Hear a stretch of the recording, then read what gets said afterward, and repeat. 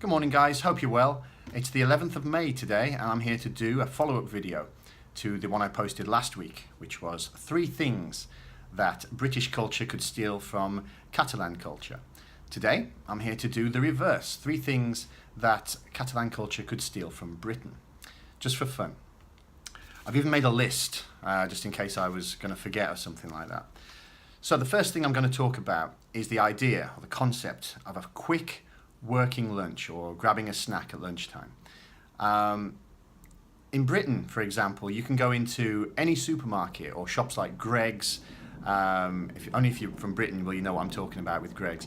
But the idea that you can go into a shop, grab a sandwich or a salad, and there's plenty of variety, a packet of crisps or chips, and a drink for a meal deal at the price of about £3.50 or something like that, is not going to happen here. At lunchtime, everything will stop, and you're not going to see people walking around eating sandwiches.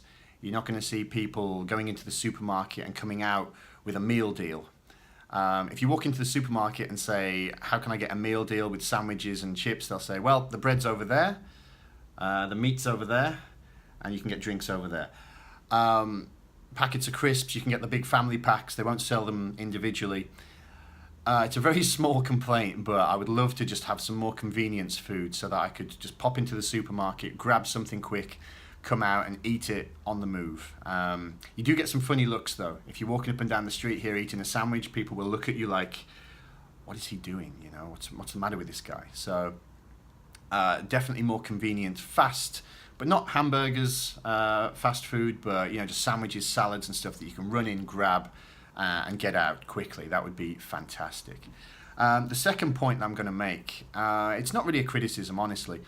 It's just that here in the universities, when kids finish high school, the universities are publicly funded. The majority of them are publicly funded.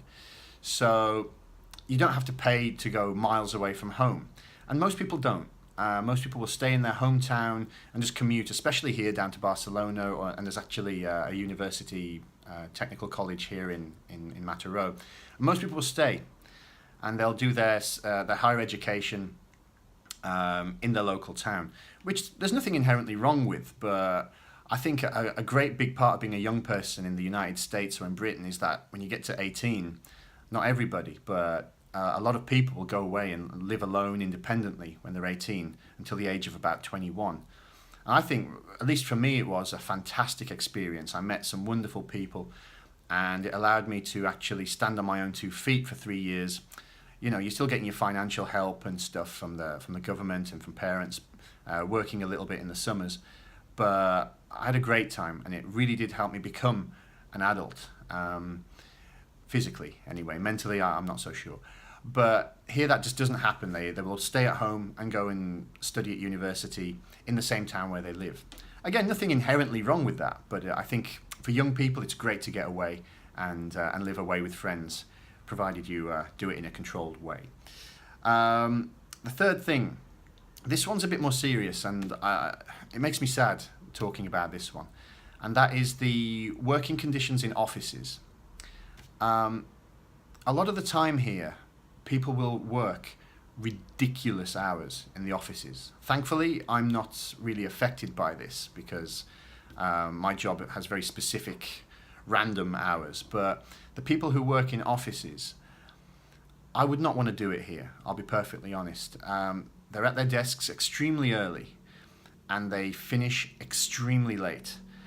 And the concept of overtime, getting paid for when you work past your contract hours, does not happen.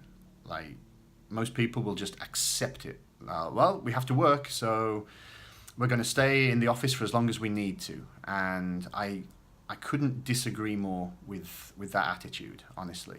I remember working in offices in Britain, and if we had to stay over, the manager would come around and we'd have to sign something to authorize our overtime. And if they had suggested for 1 second that we stay and not get paid extra, everyone would have laughed and they would have instantly just walked out of the office. And I do think that needs to change here. People need to be far more strict in the office jobs about how much bad treatment they're willing to take from the bosses. There is no need for it at all, and these companies can afford to pay their employees for the time they put in. But it's up to them. They've got to fight for it. If you just roll over and accept it, then it's going to keep happening. And it confuses me here because, you may have noticed on the TV and stuff, politically they're very active here. If there's a problem politically, they'll go into the street and protest and make their voices heard. So it confuses me that politically this can happen, but from a work perspective, it just seems to be, oh, we accept everything. And I've never understood that, in the office jobs anyway, of which I have plenty of experience. I've taught a lot of office jobs, and they all seem to have that mentality. It drives me crazy. So that would certainly be something they should inherit. Okay, so those are the three things. Let me know if there's anything you agree with or disagree with. And again, thanks for tuning in. See you.